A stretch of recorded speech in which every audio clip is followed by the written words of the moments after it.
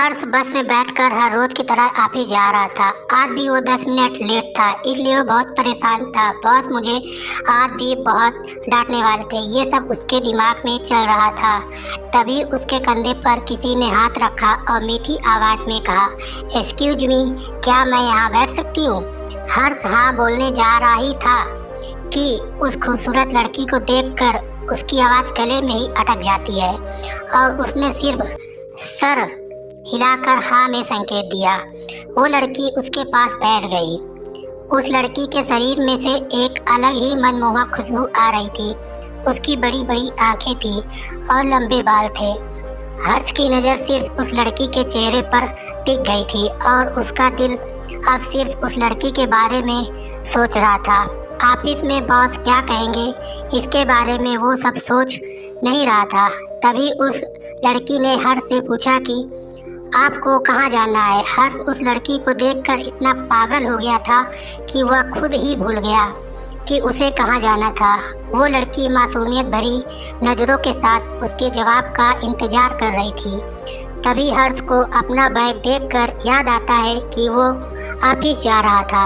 याद आते ही हर्ष ने तुरंत लड़की को जवाब दिया, MG रोड। वो लड़की मुस्कुराते हुए बोली, आपका स्टॉप बस आने वाला है। हर्ष को उस लड़की की आवाज़ बहुत अच्छी लग रही थी। हर्ष के दिमाग में सिर्फ उस लड़की के बारे में ख्याल आ रहे थे। वो जानता था कि वो एक अनजान लड़की है, फिर भी वो सिर्फ उसी के बारे में लगातार सोच रहा था। तभी उस लड़की ने हर्ष के कंधों पर हाथ रखा और वो बोली, आप कहाँ खो गए? आपका स्टॉप आ गया है और मेरा भी।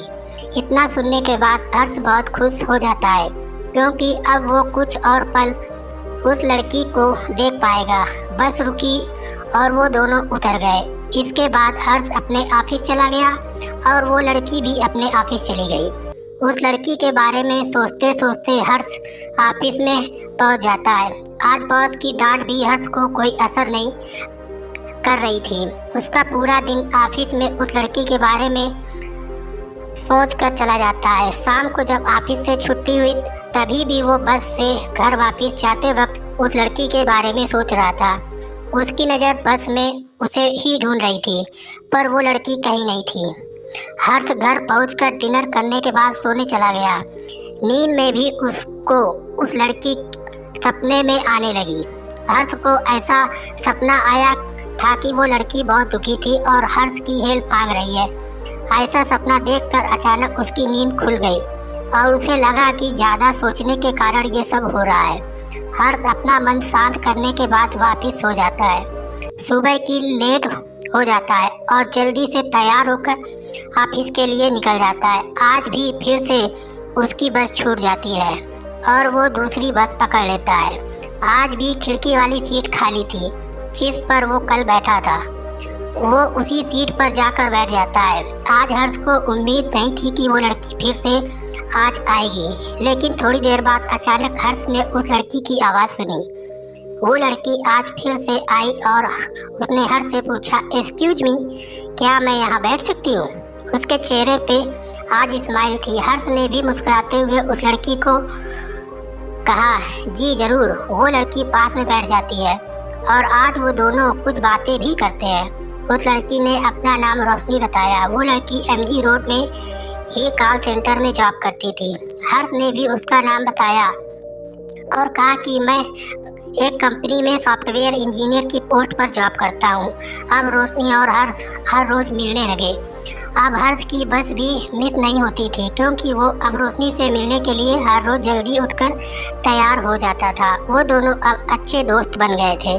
हर रोज़ एक दूसरे से बात करते थे, लेकिन उन दोनों के बीच में प्यार या फिर दोस्ती को लेकर कोई कमिटमेंट नहीं हुआ था। फिर भी दोनों को एक दूसरे के साथ समय बिताना अच्छा लग रहा था। यूं ही दिन बीतते रहे और एक दिन रोशनी बस में आई, लेकिन वो हर रोज़ की तरह खुश नहीं थी। हर्ष ने उससे पूछा, फिर भी वो कुछ नहीं बोली। थोड़ी देर बाद रोशनी ने हर्ष से कहा कि मैं तुम्हें कुछ कहना चाहती हूँ, और इतना बोलकर वो रोने लगी। हर्ष ने उसे संभालते हुए कहा, बोलो, तुम क्या कहना चाहती हो? रोशनी ने कहा, तुम आज ऑफिस मत जाओ, ऑफिस से छुट्टी ले लो। प्लीज। हर्ष ने कहा, बस इतनी सी बात है और तुम इसके लिए रो रही हो? मैं नहीं जाऊंगा, अब रोना बंद करो। रोशनी ने कहा, मैं आज का दिन तुम्हारे साथ बिताना चाहती हूँ। हर्ष ने कहा, अच्छा ठीक है, हम आज पूरा दिन पार्क में बैठेंगे और वहीं पर कुछ खा लेंगे। मैं आज ऑफिस नहीं जाऊंगा। दोनों पार्क में पहुंचे। रोशनी बहुत खुश हो गई। दोनों ने कुछ खाया और वो दोनों शाम तक वहीं पार्क में रहे। शाम के 5 बजे तक रोशनी ने हर्ष से कहा कि आज तुम मेरा एक आखिरी काम कर दो, और उसने एक लिफाफा हर्ष को दिया। उस लिफाफे में 1 लाख का चेक था और एक लेटर भी था। उस लिफाफे में एक एड्रेस भी लिखा हुआ था। रोशनी ने हर्ष से कहा कि तुम इस एड्रेस पर ये लिफाफा पहुंचा दो। रोशनी ने यह भी कहा कि वास्तव में मैं ही इस लिफाफे को पहुंचाना चाहती थी, लेकिन मैं वहां पर नहीं जा सकती क्योंकि मैं उनकी कर्जदार हूँ। मैं उनसे नज़र नहीं मिला सकती हूँ। हर्ष ने रोशनी से कहा, तुम फिक्र मत करो, ये काम कर दूंगा। दोनों का मन वापस घर जाने का नहीं था, लेकिन जाना तो था ही, इसलिए दोनों बस पकड़कर अपने अपने घर पहुंच गए।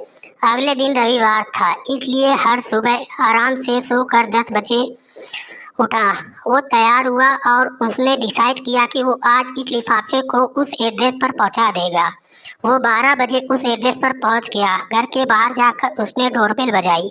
थोड़ी ही देर में 2 बुजुर्ग कपल बाहर आए और उन्होंने पूछा, कौन हो तुम? हर्ष ने कहा, रोशनी ने ये लिफाफा भिजवाया है। उन दोनों ने एक दूसरे को देखा और फिर हर्ष से कहा कि बेटा तुम अंदर आ जाओ। हर्ष अंदर आ जाता है और अंकल जी उसे कुर्सी की तरफ इशारा करते हुए बैठने के लिए कहते हैं। आंटी जी ने कहा, बेटा तुम्हारे लिए चाय बना कर लाती हूँ, और वो अंदर किचन में चले जाती हैं। हर्ष ने कहा, आंटी मैं पहले चाय नाश्ता करके आया हूँ, आप परेशान ना हो। पर फिर भी उन्होंने जिद करके बिठाया और बात करने लगे। उन्होंने हर्ष से पूछा कि बेटा तुम रोशनी को कैसे जानते हो? तुम्हारा उससे क्या रिश्ता है? हर्ष को समझ में नहीं आ रहा था कि मैं रोशनी के साथ क्या रिश्ता बताऊं। फिर उसने सब कुछ सच बता दिया। हर्ष की बात सुनकर वो दोनों अंकल आंटी रोने लगे और उन्होंने दीवार पर लगी फोटो को दिखा कर कहा, बेटा तुम इसी की बात कर रहे हो? हर्ष ने कहा, हाँ आंटी, मैं इसी रोशनी की बात कर रहा हूँ। तभी उन्होंने बताया कि बेटा 6 जनवरी को हमारी बेटी की मौत एक बस एक्सीडेंट में हो गई थी। हम दोनों उस पर आश्रित थे। वो सिर्फ हमारी बेटी नहीं बल्कि बेटा था। इतना जानने के बाद हर्ष का दिमाग काम करना बंद हो गया। उसे समझ में नहीं आ रहा था कि ये सब क्या हो रहा है। उसने अंकल आंटी को वो लिफाफा खोलने के लिए कहा।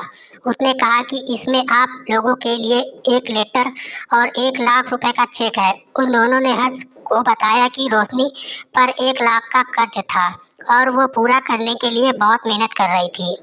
अब हर्ष को सारी बातें पता चल गई थी कि ये सब क्या हो रहा है, पर वो अभी भी मानने को तैयार नहीं था कि रोशनी पहले से ही मर चुकी है।